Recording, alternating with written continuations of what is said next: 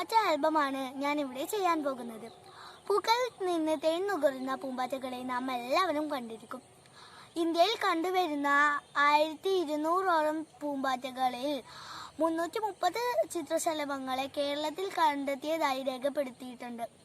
നമുക്ക് കുറച്ച് ചിത്രശലഭങ്ങളെ പരിചയപ്പെട്ടാലോ? പിന്നെ ഒരു കാര്യം ഞാൻ ഓർമ്മിപ്പിച്ചോട്ടെ, നമ്മുടെ സംസ്ഥാനമായ കേരളത്തിലെ ഔദ്യോഗിക ചിത്രശലഭമായി അതിമനോഹരിയായ ബുദ്ധമയൂരിയെ 2018 നവംബർ 12 പ്രഖ്യാപിച്ചിട്ടുണ്ട്. ഇനി നമുക്ക് പരിചയപ്പെട്ടാലോ?